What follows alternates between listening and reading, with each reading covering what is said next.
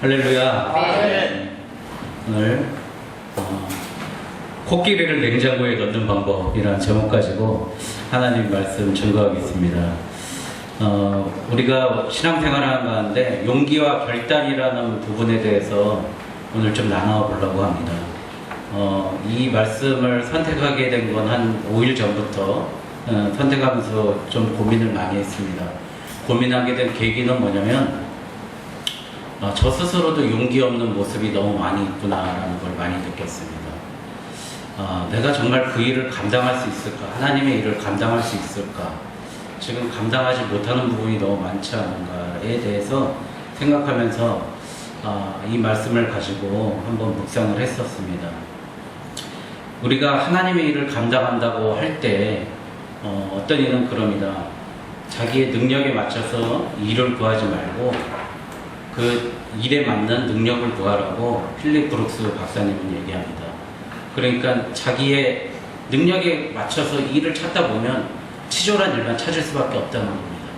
그렇지만 하나님의 사명을 생각하고 우리가 일을 찾게 되면 하나님의 능력을 구할 수 있다는 겁니다. 이게 바로 오늘 말씀드리려고 하는 결론입니다. 예수님께서 오늘 38년 된 병자에게 내가 낫고자 하느냐라고 물어보십니다. 내가 낫고자 하느냐? 정말 너는 나을 생각이 있느냐? 그 말씀을 물어보시는 겁니다. 그게 오늘 네가 그 병을 낫겠다는 질문이 아니라요. 사실은 네가 걸어 다닐 수 있을 힘이 있느냐 물어보시는 겁니다. 그러니까 우리 하나님께서 정말 네가 온전한 하나님의 자녀로서 걸을 마음은 있느냐? 그럴 생각은 있느냐? 그걸 물어보시는 거죠. 오늘 이 말씀을 가지고 한번 나눠보려고 합니다. 여기에 용기가 필요하다는 겁니다. 여러분, 오늘 6월절기에 예루살렘에 올라가서 예배를 드렸다고 합니다. 6월절하고 77절, 초막절이 있는데 아마 이때는 아마 초막절이라고 성경학자들은 생각합니다. 이 베데스다라는 연못이 있는데요. 베데스다라는 말이 그 자비의 집이라는 뜻이랍니다. 그러니까 이 자비라고 하면은 왠지 불교적인 냄새가 나지 않습니까? 우리 자비 불교에서 많이 하는데 여기 그 연못에 들어가서 물이 동할 때 들어가서 낫는 게 결국에는 뭐냐면은 다름 아닌 미신적인 요소라는 거죠. 분명히 우리가 병 나음은 하나님을 통해서 성령의 능력으로 나음이 가장 출중한 병 나음인 줄 믿습니다. 아멘. 귀신도 병 고침의 역사를 일으키기도 하고요. 또 세상의 병 고침의 역사도 있습니다. 그렇지만 가장 중요한 건 우리를 창조하신 만들어내신 하나님께서 우리를 원상태로 복귀시켜 주시는 것, 그게 가장 병 고침인 줄 믿습니다. 이 사람들은 근데 그 예루살렘 성전 바로 앞에 그 연못에서도 미신적인 요소를 따라다녔다는 겁니다. 그러니까 예수님 시대 당시에 얼마나 그 많은 일을 저질렀는가 그걸 알 수 있습니다. 거기서 예수님께서 성전 정화 사건 이때도 보시지 않습니까? 나사리온 가지고 팔고 장사하고 또 그 앞에서는 이렇게 미신적인 요소를 가지고 사람들이 이렇게 살고 있었습니다. 그 오각 기둥 밑에 사람들이 어마어마하게 많이 있었다고 합니다. 근데 이 성곽이요, 주후 170년, 그러니까 170년도에도 로마 병사들이 여기 물에 들어가가지고 몸을 나오려고 이렇게 했다는 기록이 아직도 남아있습니다. 그러니까 예수님께서는 분명히 이 길을 방문하신 내용이 확실하다는 거죠. 그리고 거기에는 소경, 절름발이, 그러니까 혈기 마른 자들이 누워있다고 합니다. 혈기 마른 자가 누굽니까? 바로 그러니까 중풍이지 않습니까? 풍 맞은 사람들이 누워있었다고 합니다. 근데 이제 예수님께서 오늘 내가 낫고자 하고 물으십니다. 그런데 하반신 마비된 이 환자는 하는 얘기가 주여 물이 움직일 때까지 나를 못에 넣어줄 사람이 없어 내가 가는 동안에 다른 사람이 먼저 내려가나이다라고 대답합니다. 예수님의 질문은 간단합니다. 너 낫고 싶으냐? 그러면 예 하면 되는데 우리는 그냥 장황하게 자기의 부족을 먼저 얘기한다는 겁니다. 나는 이래서 안 되고 이래서 안 되고 그런 얘기를 한다는 겁니다. 나만 작은도 마찬가지지 않습니까? 문둥병을 나올 때 요단강 들어가야 되니까 들어가야 되는데 어떻게 합니까? 그 여종의 말도 안 듣지 않습니까? 그 여종이 내가 어떻게 들어가냐고 이체면에 그렇지만 결국엔 순종하면서 들어가서 나음을 받습니다. 결국 말이 많다는 건 자기 자신을 변호하는 겁니다. 창세기 3장에서도 하나님이 아담에게 그 먹지 말라 명한 그 나무는 내가 먹었냐? 너 먹었어 안 먹었어? 하니까 하나님이 주셔서 나와 함께한 여자가 먹자고 해가지고 먹었습니다. 그 열매를 내게 주므로 먹었나이다. 이렇게 구차하게 우리가 변명이 많으면 그만큼 우리가 자기를 변호하려고 한다는 것입니다.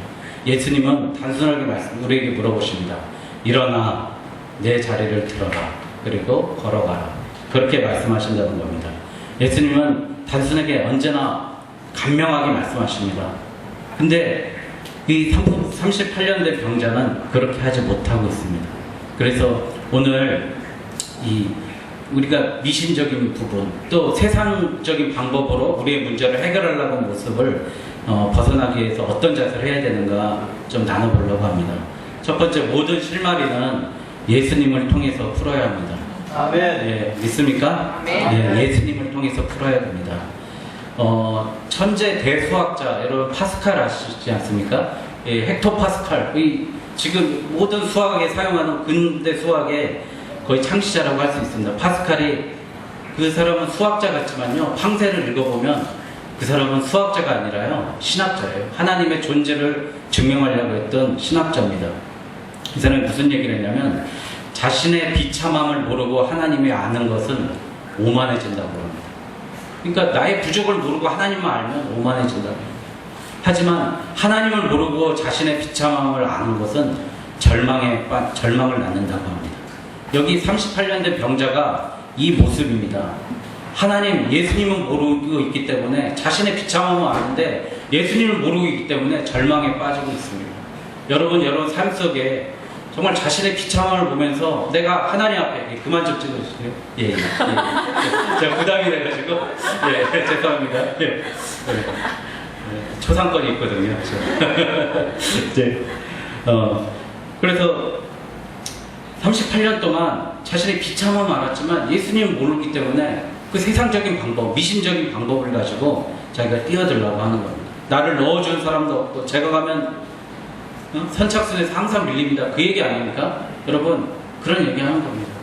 여러분 요즘 선착순 엊그제도 보니까 진짜 사나이에 보니까 6.25 훈련하는 데 나오는데 진짜 사나이 처음에 김수로 나올 때하고 그때 처음에 나왔던 유격장이 경상북도 영천에 있는 화산 유격장이에요. 그래서 제가 거기서 제일 처음에 훈련을 받았거든요. 근데 지지난주에 나온 거 보니까 강원도 양구에 있는 노도 유격장이 또 나오더라고요. 거기도 제가 훈련 받았던 훈련장이에요. 근데 제가 훈련 받았던 유격장만 유난히 많이 나오는데요. 거기서 이제 제일 힘든 게 다름이 아닌 선착순입니다. 제가 150명 선착순 한 적도 있습니다. 150명이 이쪽 골대에서 저쪽 골대로 돌아가고 와가지고 150명인데 선착순 5명을 뽑는 거예요. 그러면 145명이 남습니다. 그럼 145명이 또 뛰어요? 그러면 140명이 남습니다. 다시 뛰어 그러면 135명이 남습니다. 그래서 이제 애들이 어느 정도 지쳤다 그러면 이제 우리 친구들끼리 짜는 거야. 야, 어차피 이러게 된 거 우리 동시에 다 손잡고 들어가자. 그래가지고 130명이 동시에 손잡고 들어갔어요. 그랬더니 교관님이 드디어 니네가 단합할 줄 아는구나. 앞에 20명 나와. 다시 선착순. 그래가지고 걔네들을 계속 뺑뺑이 돌린 적이 있었습니다. 네? 여러분 그 선착순. 그러니까 여기 베데스다 연못에 있는 이 사람 그거에 선착순에 자기가 항상 밀린다는 거죠. 세상적인 그 아픔. 그거 세상적으로 해결해 보려고 하는데 나를 도와줄 사람 없다고 예수님께 핑계대고 있는 모습입니다. 여러분 사울도 마찬가지예요. 자신의 정신병을요 창피하게 무당에게 가가지고 해결하려고 했습니다. 우리 삶 속에 이런 게 너무 많다는 거예요. 미신적인 요소들 찾는 것들이 너무 많다는 겁니다. 세상적으로 해결하려고 하는 겁니다. 여러분들 다 내려놓아야 됩니다. 그리고 확실히 예수님을 통해서 그는 깨끗이 병 고침을 받았습니다. 예수님을 만남으로 해결돼야 될 줄 믿습니다. 예수님의 옷깃을 손으로 스치기만 해도 병을 나았던 사람도 있습니다. 자신의 종을 말씀으로만 구원한 그 백부장도 있었습니다. 여러분 우리의 모든 문제 실마리는 예수님을 통해서 찾아야 될 줄 믿습니다. 그리고 그 다음에 그 문제의 본질을 한번 찾아봐야 됩니다. 여러분, 두 번째, 나의 문제를 다른 사람이나 환경에 투사하지 말아야 합니다. 자기 일어나지 못함을, 자신의 문제가 자기가 일어나지 못함이 자신의 문제인데요. 내가 베데스다에 들어가지 못하는 게 자기 문제라고 생각하는 겁니다. 그러니까 우리가 그런 데서 문제를 잘못 집어내고 있다는 겁니다. 환경에 대한 문제, 다른 사람한테 핑계대고, 자신이 가려고 하면 자꾸 늦는다고, 예? 다른 사람이 나라의 것을 가로챈다고 한다는 겁니다. 여러분, 문제의 본질은 분명히 자기 자신에 있습니다. 하지만 낳고자 하는 욕망도 없이 그저 세상을 탓하고 있는 게 현대 사회의 모습입니다. 다시 얘기하면 자포자기하는 모습이라고 볼 수 있습니다. 우선 내가 불행한 이유, 그러니까 우리 부모 때문이다, 자녀 때문이다, 가난 때문이다, 교육 환경 때문이라고 생각하는 사람이 너무 많습니다. 누가 내 취지로 옮겼을까? 그 책 많이 읽어봤지 않습니까? 사람은 계속 그거 먹고 놀고 그러면서 쥐새끼들은 새로운 길을 찾고 있어요. 근데 사람은 거기에 안주하다가요, 내 취직 다 없어지니까, 누가 옮겼지? 이거? 누가 다 먹어? 누가 훔쳐갔어? 그렇게 생각한다는 거예요. 사람이 그렇게 변화에 둔감하다는 겁니다. 자기 문제에 닥쳤을 때 충분히 인지했으면서도 가지 못한다는 겁니다. 여러분, 얼마나 우리가 인간이 쥐새끼만도 못하다고 그렇게 생각하는 그 소설 아닙니까? 여러분, 여기서 내가 문제를 해결을 하고자 하면은 잠시 묵상과 말씀이 필요합니다. 이 문제를 어떻게 해결할 것인가, 그런 묵상이 필요합니다. 여러분, 1946년도에요 8월 19일 날 빌리라는 아이가 미국에서 태어났다고 합니다. 그가 태어나기 세 달 전에 아버지가 비극적인 자동차 사고로 세상을 떠났습니다.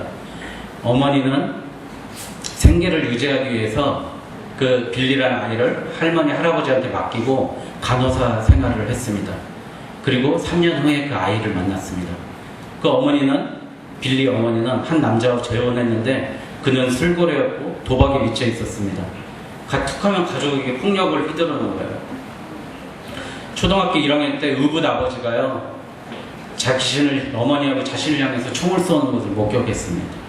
그래서 경찰을 불렀고, 결국 16살 때 엄마 아버지는 이혼을 했습니다. 그 불우한 환경을 이기기 위해서 모든 일에 빌리라는 어린이는 탁월함을 인정받아야 한다고, 자기가 이것을 극복해야 된다고 생각했습니다.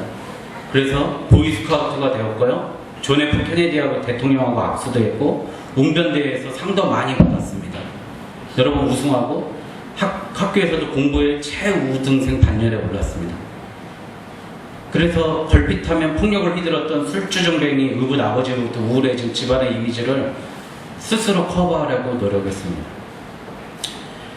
그래서 그는 이제 좋은 대학에 들어갔습니다. 장학생으로 뽑혀서 옥스포드에도 들어갔고요, 이제 정치가의 길로 입문합니다.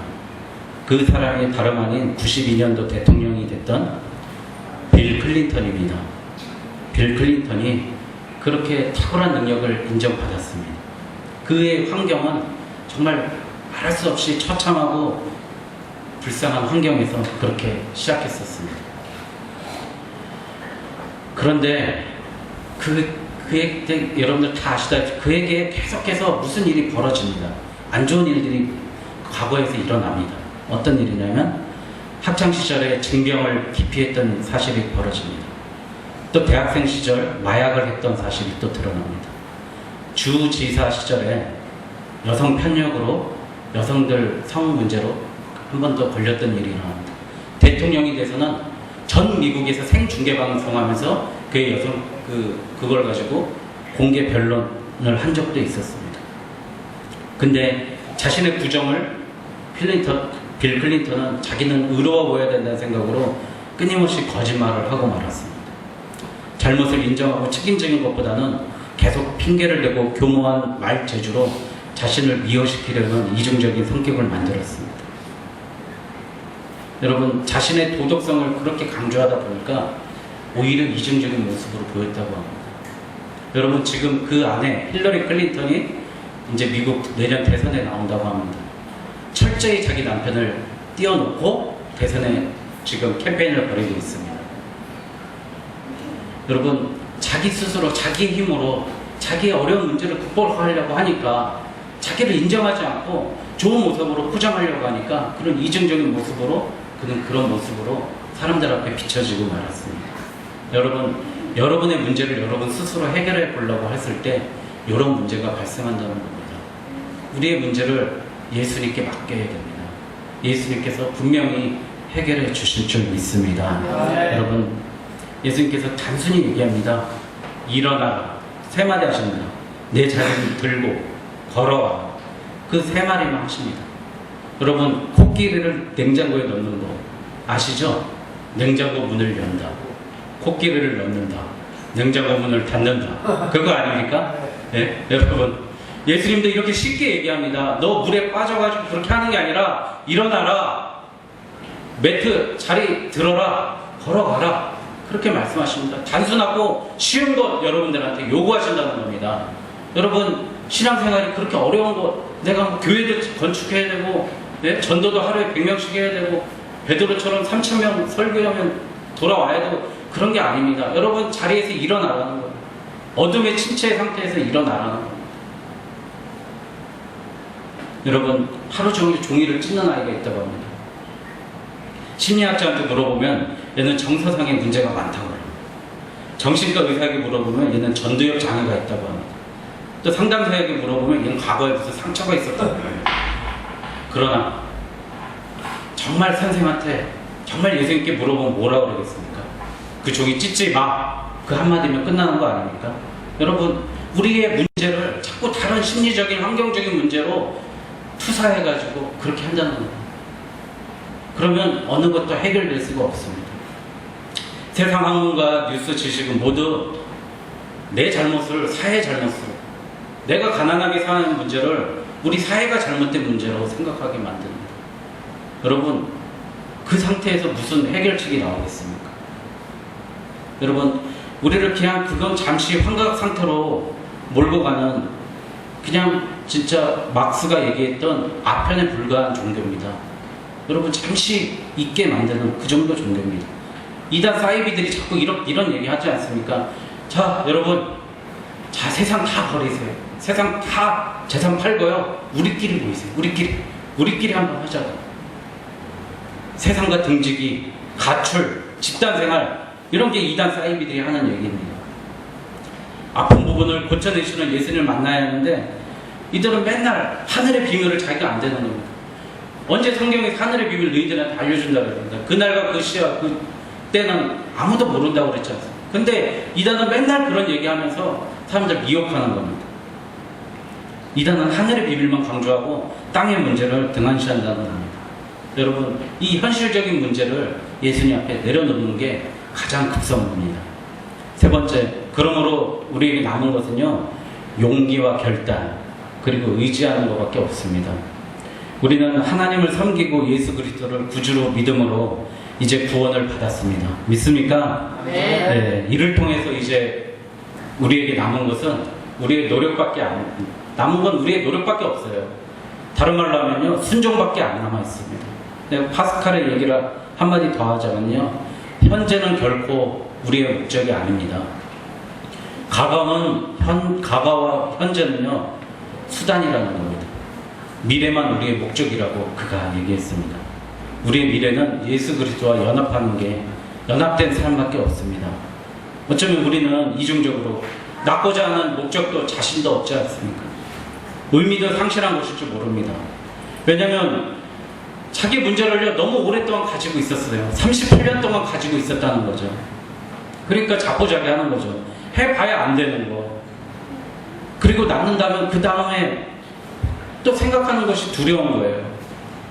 하지만 분명히 중요한 건요, 자리가 사람을 만듭니다. 그 자리에 가면 분명히 할 수 있어요. 우리 이렇게 군대에서도 진급이 되면요, 그 사람 권위가 딱 생겨져요. 그리고 언어가 달라지고 행동이 달라지고요, 다른 사람 대한 태도가 달라지고 인품이 달라지더라고요. 진급을 하면 자리가 사람을 만듭니다. 그리고 또 모든 것을 자기의 잘못이나 죄의 문제로 생각하는 경향이 많이 있지 않습니까? 하지만 여러분, 오늘의 자기의 문제, 자기가 지금 많이 있었던 문제는요, 하나님의 기적의 재료로 사용하시기 바랍니다. 믿습니까? 하나님께서 사용하실 기적의 재료입니다. 오늘 내가 처한 문제는. 여러분, 미국에서 약 200년 전에 군용 천막 있잖아요. 군대 천막을 납품하는 업자가 한 사람이 있었습니다. 그가 이제 군청색으로 만들어가지고 천막을 납품했는데, 군부대에서 우리는 검은색을 원한다고, 그 색깔 안 맞다고 어마어마하게 많이 만들었던, 10년 동안 써야 될 양을 만들었는데 그걸 반품을 해버렸어요. 그래서 쫄딱 망했죠. 그가 이제 낙심해서 기도하고 이렇게 어느 날 있는데요, 저 먼 데서 광부들이 하나하나 앉아가지고 이 바느질 하는 거를 봤다는 겁니다. 바느질. 자기 옷을 막 바느질하는 걸 봤대요. 바느질하는 모습을 보니까 옷이 금방 찢어져가지고 바느질하고 있었다는 겁니다. 그래서 이 천막 남은 요 재료를 가지고 요 재료를 가지고 바지를 만들면 찢어지지 않겠구나, 그렇게 생각해서 만든 게 리바이 스트라우스가 만든 리바이 청바지입니다. 리바이 스트라우스죠. 그 사람이 만든 게 바로 청바지가 그렇게 시작이 된 거예요. 여러분, 그 사람한테는 위기였지만요, 그 문제가 해결됨으로써 기적이 나왔습니다. 여러분, 나의 잘못이, 지금 내가 질병을 먹고 있다, 그게 내 잘못 때문에 됐다면요, 그러면 성경에 나와있는 욥은 그럼 잘못해서 질병을 얻었나요? 우리는 그냥 불교, 유교처럼 인과응보 사상이에요. 네가 잘못해서 질병이 있고, 네가 잘못해서 범죄하고, 네가 잘못해서 가난했다는. 중요한 건 그게 아니거든요. 하나님께서는 정말 이걸 계기로 한 단계 더 올려주시려고, 뭐냐면요, 업그레이드 시키려고 하는 하나님의 놀라운 계획이 있는 겁니다. 여러분, 그러니까 하나님께서 우리를 이렇게 불러주신 거예요. 여러분, 생각해 보십시오. 그러니까 우리는 어떻게 하냐면은 그 목적을 풀어갈 하나의 단초, 미래의 모든 문제는 미래를 우리의 목적으로 풀어갈 하나의 단초라는 거예요. 여러분, 하루 15분 정리의 힘이라는 책 있지 않습니까? 얼마 전에 베스트셀러가 됐던, 읽어보신 분들이 계죠. 또 일본 사람이 쓴 청소력이라는 책이 있습니다. 그 책 제가 읽어봤는데요, 그 책을 읽고 난 후기를 쭉 봤어요. 그거 보니까요, 내가 집에서 하루에 여기 나온 대로 5분, 10분 정리정돈을 했더니요, 자기 빚이 다 해결됐대요. 3년 만에 빚이 해결됐다는 거예요. 작은 부분 그렇게 했더니. 그리고 어떤 여성은 적절하지 못해 이성관계가 해결되고요, 어떤 사람은 직장에서 잘리기 바로 직전이었는데 그 정리정돈하는 습관을 했더니 자기가 승진 가도를 달랐다고 하는 그런 후기들을 막 써놨습니다. 여러분, 그들이 말하는 공통점은 작은 부분에서 용기를 내어 시작했더니 점점 그것이 더 확장되었다고 고백합니다. 하나님께서 우리에게 그렇게 큰 일을 하라고 명하고 계시지 않습니다. 작은 보리떡 5개, 물고기 2마리 가지고 하십니다. 여러분, 작은 순종을 요구하십니다. 일어나라고 하시면 일어나면 됩니다. 누워 잠자고 있다면 일어나 그 입을 개면 됩니다. 아멘. 걸어가라고 하시면 지시하신 곳으로 걸어가면 됩니다. 아멘. 모세에게 이런 얘기합니다. 너 애굽에 가서 민족과 백성 구해. 그런데 모세는 못했습니다. 저 못하겠습니다. 그렇지만 분명히 그 일을 이루시는 것은 하나님께서 다 이루십니다. 아멘. 성경은 연극 극본과 같습니다. 그 배우는 주연 하나, 조연 하나 있는데요, 조연은 믿음의 조연인 우리가 있고요, 주연은 전능하신 하나님이 주연이십니다. 아멘. 여러분, 그 한 편의 희곡을 우리가 우리의 인생에서 써나가야 됩니다. 아멘. 여러분, 얼마 전에 한 1년 전인 것 같은데요, 저 신학교 가기 전에 동기 목사님이 있어요. 그래서 사역에 대해서 진지하게 한번 얘기해 본 적이 있어요. 제가 목회에 대해서 꿈이 있다라고 얘기하니까, 형 무슨 목회를 하려고 그래, 진짜 힘들어. 그래, 만약에 하더라도 절대 개척은 하지 마. 진짜 죽을 고생 똥fit 한다고 저한테 그런 얘기를 하는 거예요. 그냥 안수받지 말고 직장생활 하면서 장로나 집사에게 편하게 있으면 되지 않냐고 저한테 제안을 합니다. 그래서 제가 뭐라 그랬을 것 같아요? 직장생활도 목숨 걸지 않으면 안 된다고 얘기했습니다. 할렐루야. 아멘. 여러분, 직장생활 여러분 쉽습니까? 자기 목숨 걸지 않으면 뭐 버틸 수가 없어요. 거기도 우리의 사명의 자리지 않습니까? 여러분, 사명의 자리예요. 하나님이 주신 처소고요. 내 사명지예요. 내 목숨 걸고, 정말 네이버에 나왔더라고요. 쓸개는 집에다 두고 출근합니다. 나왔더라고요. 여러분, 내 쓸개 버려두고 출근하지 않으면 뭐든 버틸 수가 없어요, 여러분. 근데 직장 생활도 일하는데 이양할 거면, 목숨 걸 거면 하나님 일 하면서 목숨 걸겠다고 제가 얘기했어요. 그 친구한테. 아, 그러면 되겠다고 그 친구가 그러더라고요. 여러분, 그러니까 목사님들도 좀 그런 분들이 계신가 봐요. 세상 일은 좀 쉽고 목회는 너무 어렵고 힘들다고 얘기하면 물론 힘들어요. 저도 그런 건 알고 있습니다. 특히 우리나라 현실은 미국 목사님들은 일주일에 한 번 설교하시잖아요. 그러니까 미국 목사님들은 한 편의 설교 준비하는데 20시간을 준비한다고 그래요, 평균. 근데 우리나라 목사님들은 20시간 준비하려면 이미 천국에 가실 것 같아요. 그렇죠? 10편 정도 설교, 적어도 3편, 2편 그렇게 하시지 않습니까? 그런데 물론 힘들지만 우리 지금 우리 젊은이들 자리 잡고 있는 이 사명의 자리가요, 하나님이 주신 터전입니다. 여러분, 그래서 우리가 이 작은 곳에 순종할 때 정말 우리 남해안 선생님이 강의하면 저는 이런 축복의 말을 하고 싶어요. 한번 강의하고 나면 아, 그 강사님 또 보내주시면 안 돼요? 아, 또 듣고 싶어요, 강의. 이런 말이 나왔으면 좋겠어요. 네? 우리 교회 젊은이들이 참 좋은 자리에 많이 있는 것 같아요. 우리 이혜주 선생님도 학생들 가르치잖아요. 아, 저 그 선생님 보고 싶어서 다시 왔어요. 그 선생님 보면은 너무 마음 편하고 좋아요. 그래서 늘 다가가는 그런 모습. 우리 아까 김영희 선생님 적게는 30명, 그쵸? 많게는 중대 100명, 더 많게는 한 400명 지휘할 때가 많이 있잖아요. 아, 근데 저분이 지휘하면 완전히 틀려져. 부대가 달라져. 물론 그럴 줄 믿습니다. 네. 우리 현재는 진짜 1000명의 예비군을 다스리고 있지 않습니까? 거기 전화했더니 너무 친절하게 잘 알려주고 내 편에서 해주는 것 같아요. 참 이게 다 우리가요, 거기가 다 거룩한 성전이에요. 우리 선교지라고요. 거기서 우리 작은 부분, 오늘 내가 만나면 딱 한 사람한테 영향력을 끼치는 거예요. 예수 그리스도의 영향력을 끼치는 거예요. 한 사람만 하면 얼마나 행복한데요. 저도 정말 너무 행복해요. 전에 맨날 얘기만 하면 운다는 우리 병사가 있었는데요. 아침마다 기도해줬어요. 걔 맨날 7시 50분에 출근하라고 해갖고 저도 일찍 가서 걔 위에서 기도해서 처음에 훌쩍훌쩍 울더니 우는 건 여자인데, 그러니까 저한테 옥대장님 사랑합니다 그런 거예요. 아유, 저기 막 진짜 동성애 문제가 지금 심각해. 동성애 문제. 옥대장님 사랑합니다 그런 거. 집에서 막 맛있는 거 가져오고 그러지 말라 그랬는데, 여러분, 우리가 처소에서 할 수 있는 게 거기가 얼마나 거룩한 성전이 많습니까? 특히 우리 청년들 그런 일들 많이 자리 잡고 있지 않습니까? 할 수 있습니다. 여러분, 정말 나의 육체의 질병 한번 믿음으로 일어나 보십시오. 게으름, 또 삶의 질병 있지 않습니까?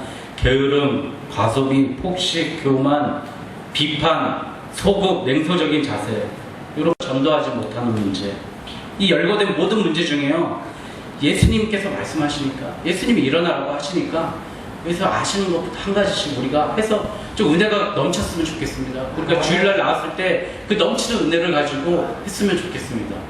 목사님의 근심을 저도 알아요. 여러분들도 다 똑같이 느끼지 않습니까? 오늘 아침에 말씀하셨던 거. 우리가 사명 감당해야 됩니다. 여러분, 그러나 우리 안에서 은혜가 넘쳐 나오지 못하면 그 사명 감당할 수 없지 않습니까? 여러분, 가정에서부터, 처소에서부터 우리 한번 그 은혜의 넘침으로 한번 교회에서 주일 나오면 나눠보는 그런 교회의 모습이 됐으면 좋겠습니다.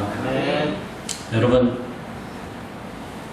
또 한 가지, 여러분들 창의적인 일을 하시는 분이 있습니다. 강의를 하시거나 가르치거나 또 회계를 하거나 뭐 이런 건 다 창의적으로 자기가 많은 것을 해야 됩니다. 이런 그때 더 기도하십시오. 자신의 지성에서 그보다 더 큰 영성과 잠재력을 깨우는 것은요, 기도밖에 없습니다. 하나님께서 주셨는데 그걸 깨울 수 있는 방법은 기도밖에 없어요. 그래서 자기의 진짜 그 창의적인 아이디어를 가지고요, 가르치시고 지키게 하는 게 우리에게 정말, 우리 특히 젊은이들 필요한 모습인 줄 믿습니다. 여러분, 그 다음에 우리가 정말 중요한 성령의 감동을 보여야 됩니다. 그동안 내 힘으로 해서 안 되고 실패했던 영적, 육적 질병들 하나님께 맡기고 나아가야 됩니다. 그러면 기적이 일어납니다. 기적은 바로 내 능력의 이상의 결과가 기적인 줄 믿습니다. 하나님께서 오늘 이 문제를 통해서 기적을 이루시길 원합니다. 여러분에게 요구하시는 것은 작은 순종과 인내 그리고 용기를 가지고 일어나면 그 다음은 하나님께서 이끌어 주실 줄 믿습니다. 이를 통해 하나님의 능력을 체험하는 우리 교회, 성령님께서 역사하시는 교회, 그리스도의 병 고침의 역사가 날마다 나타나는 교회가 되기를 주님의 이름으로 소망합니다. 아멘.